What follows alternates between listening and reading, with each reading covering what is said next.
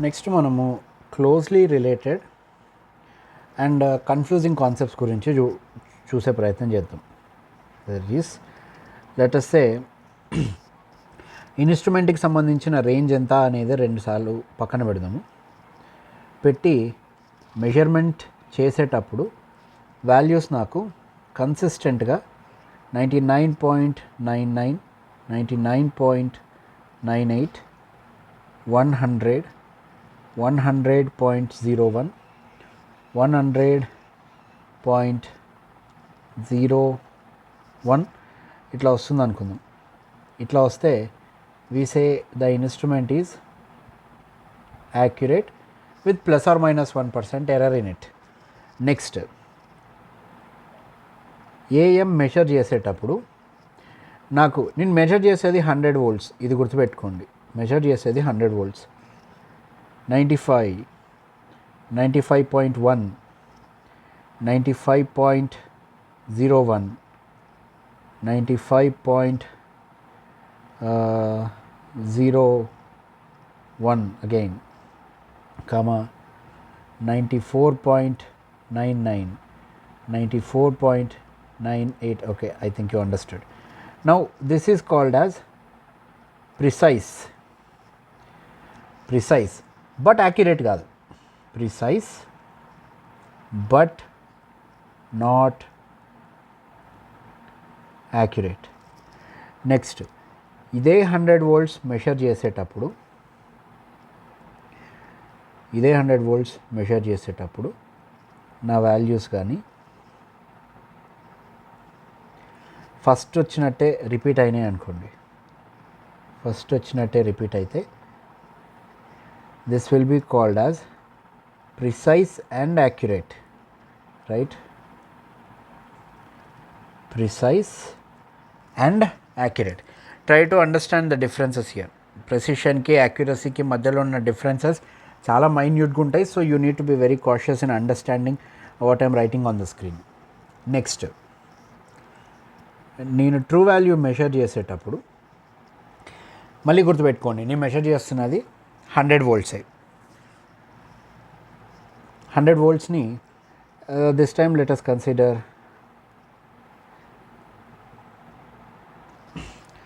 so I was recording for the past few minutes but accidentalగా pause button press అయినట్టుంది. So ఎక్కడి నుంచి మొదలుపెట్టినో నాకు గుర్తొస్తలేదు. సో ముందు నుంచే చెప్పడానికి ట్రై చేస్తా. నేను 100 volts మెజర్ చేయడానికి ట్రై చేస్తున్నా. మెజర్ చేస్తున్నప్పుడు ప్లస్ ఆర్ మైనస్ 1% ఎర్రర్ తోటి 99.99, 99.98, 100, 101, 101 అని చెప్పి రిపీట్ అవుతూ ఉంటే దాన్ని మనం యాక్యురసీ అని అంటాం. అదే 100 volts మెజర్ చేస్తున్నప్పుడు 95కి చుట్టుపక్కల రీడింగ్ అనేది కంటిన్యూస్గా వస్తుంటే దాన్ని మనం ప్రెసిషన్ అంటాం. అంటే ఇక్కడ వాల్యూస్ అనేవి ఖచ్చితంగా మెజర్ చేస్తున్నది 100 volts అయినా ప్రెసిషన్ దానికి ఇన్స్ట్రుమెంట్కి ఉంది కాబట్టి ఒకటే ఎర్రర్కి అరౌండ్గా వాల్యూస్ని రిప్రొడ్యూస్ చేస్తుంది. మనం ఫస్ట్ కేసు తీసుకుంటే, ఏదైతే యాక్యురసీ గురించి మాట్లాడిన కేసు తీసుకుంటే, అక్కడ అది ప్రిసైజ్ కూడా, దానికి యాక్యురసీ ఉంది, ప్రిసిషన్ కూడా ఉంది. అంటే రియల్ వాల్యూకి దగ్గరగా మెజర్మెంట్లు చేస్తుంది అండ్ ఆ మెజర్మెంట్ చేసేవన్నీ కూడా with in the error band చాలా పర్ఫెక్ట్గా వాల్యూస్ వస్తున్నాయి. దాన్ని మనం ప్రెసిషన్ అని అంటాం. నెక్స్ట్ నేను 100 volts మెజర్ చేసేటప్పుడు సేమ్ యాక్యురసీ అండ్ ప్రెసిషన్ కేసులోనే అదే వాల్యూస్ మళ్ళీ రిపీట్ అవుతున్నాయి. మనం ఈరోజు తీసినా, రేపు తీసినా, ఎల్లుండి తీసినా, గంట తర్వాత తీసినా, సంవత్సరం తర్వాత తీసినా, మిషన్ కదలకుండా ఒకటే దగ్గర, మీటర్ కదలకుండా ఒకటే దగ్గర పెట్టి మనం సేమ్ అమౌంట్ ఆఫ్ వోల్టేజ్ పంపించిన ప్రతిసారి సేమ్ వాల్యూ ఇస్తే దాన్ని మనం రిపీటబిలిటీ అని అంటాం. ఇప్పుడు ఇన్స్ట్రుమెంట్ని క్లాస్ రూమ్లో టీచర్ మెజర్ చేసిన, స్టూడెంట్ మెజర్ చేసిన, క్లాస్ రూమ్లో ఇంకెవరన్నా మెజర్ చేసిన, ల్యాబ్కి పోయినప్పుడు ల్యాబ్లో కూడా టీచర్ మెజర్ చేసిన, స్టూడెంట్ మెజర్ చేసిన, బయట ఏదైనా ఫీల్డ్ ట్రిప్కి పోయినప్పుడు వీళ్ళు తీసుకుపోయిన ఇన్స్ట్రుమెంట్ని లెట్ అస్ సే ఒక థర్మల్ పవర్ ప్లాంట్కి తీసుకుపోయినారు, ఆడ కూడా సేమ్ రీడింగ్ ఇస్తుంది. ఒక హైడ్రో ఎలక్ట్రిక్ పవర్ ప్లాంట్కి తీసుకుపోయారు, ఆడ కూడా సేమ్ రీడింగ్ ఇస్తుంది. అంటే ఇక్కడ లొకేషన్ మారుతుంది. లొకేషన్ మారింది అని అంటే గ్రావిటీలో కొంచెం చిన్న ఫ్లక్చుయేషన్స్ వస్తాయి. సో గ్రావిటీ అనేది రీడింగ్స్ని ఎఫెక్ట్ చేయట్లేదు. అబ్జర్వర్, చూసేవాడు, టీచర్ చూసినా, స్టూడెంట్ చూసినా, అటెండర్ చూసినా, ల్యాబ్ వర్కర్ చూసినా, ఎవరు చూసినా ఒకటే రీడింగ్ ఇస్తుంది. ఎన్విరాన్మెంట్ మారినా, అంటే ఇప్పుడు కొన్ని చోట్ల హ్యూమిడిటీ ఎక్కువ ఉంటుంది. నువ్వు థర్మల్ పవర్ ప్లాంట్కి పోయినావు అని అంటే అక్కడ మేబీ వేరే ఏదైనా లొకేషన్కి పోయినప్పుడు అక్కడ డ్రై వెదర్ ఉండొచ్చు. And hydro electric power plant and thermal power plant దగ్గర మేబీ హ్యూమిడిటీ ఎక్కువ ఉండొచ్చు. సో హ్యూమిడిటీ కానీ, టెంపరేచర్ కానీ, గ్రావిటేషనల్ ఎఫెక్ట్స్ కానీ చూసేవాడు కానీ రీడింగ్స్ని ఎఫెక్ట్ చేస్తలేదు అని అంటే దాన్ని మనం రీప్రొడ్యూసబిలిటీ అని అంటాం. సో రిపీటబిలిటీకి, రిప్రొడ్యూసబిలిటీకి మధ్యలో కొన్ని చిన్న చిన్న మైన్యూట్ డిఫరెన్సెస్ ఉంటాయి. సో వాటిని మనము చాలా క్లీన్ ఐ తోటి అబ్జర్వ్ చేయాలి, లేదంటే ఎగ్జామినేషన్లో we tend to confuse ourselves. ఎందుకంటే ఈ పదాలన్నీ దగ్గరగా కనిపిస్తాయి, అన్నీ కూడా ఒకటే రకమైన రీడింగ్ మళ్ళీ వస్తుంది అనే సిచ్యువేషన్ని చెప్పడానికి ట్రై చేస్తాయి, కాబట్టి కన్ఫ్యూజ్ కావడానికి ఛాన్స్ ఉంది. So try to understand this example, try to repeat the same with your own examples, then you will be able to understand them better. So precision అనేది రిపీటబిలిటీకి కానీ, రిప్రొడ్యూసబిలిటీకి కానీ సంబంధించిన మెజర్మెంట్. సో ఒక ఇన్స్ట్రుమెంట్ ప్రిసైజ్గా ఉంది అన్నంత మాత్రాన అది యాక్యురేట్గా ఉండాల్సిన అవసరం లేదు. యాక్యురేట్గా ఉంది అంటే ఖచ్చితంగా ప్రిసైజ్గా ఉంది అన్నంత మాత్రాన అది రిపీటబిలిటీ, రిప్రొడ్యూసబిలిటీ ఇవ్వాలని లేదు. రిపీటబిలిటీ ఇచ్చినా, రిప్రొడ్యూసబిలిటీ ఇచ్చినా దానికి ప్రెసిషన్ ఉంది అని అంటాం.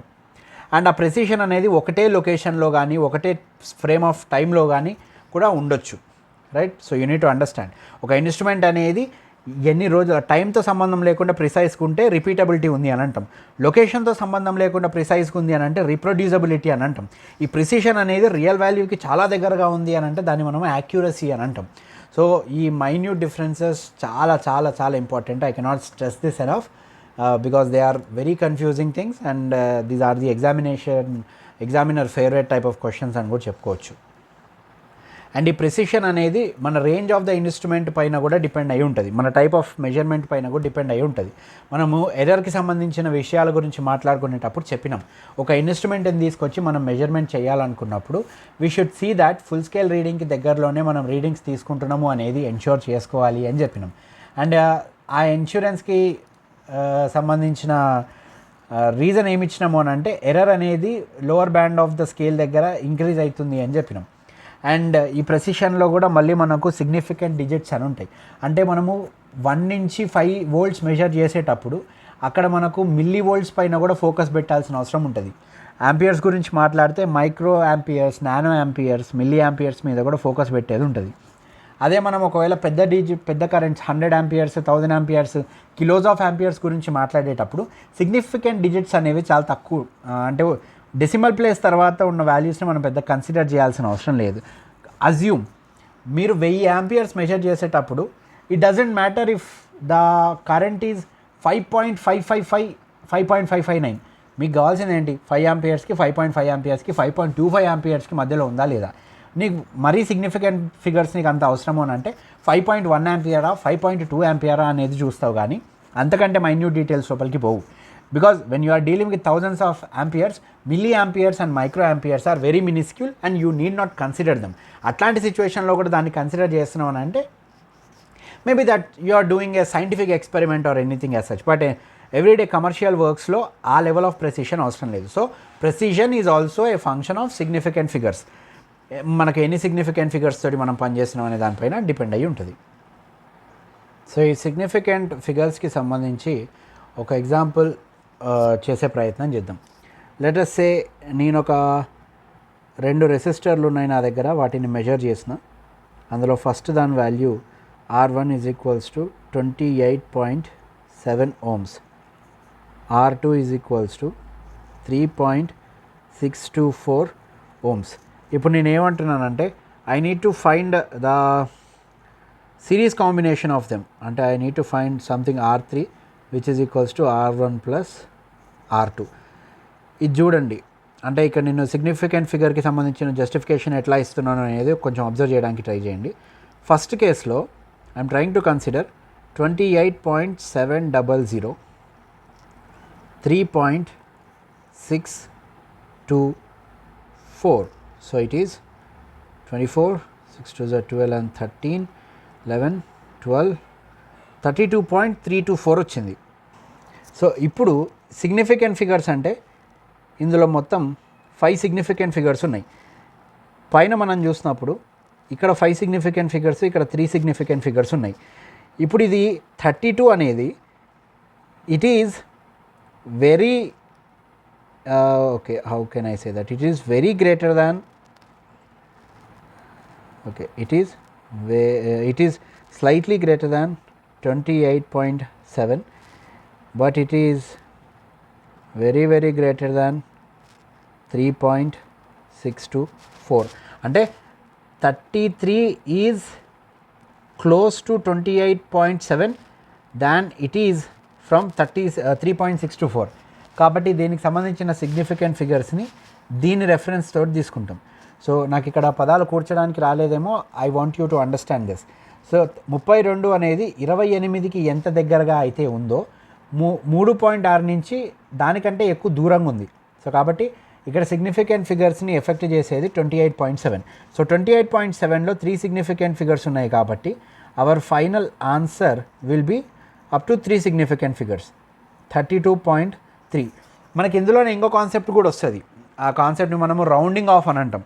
సో రౌండింగ్ ఆఫ్ చేయాలని అంటే ఒక గుర్తుపెట్టుకోండి.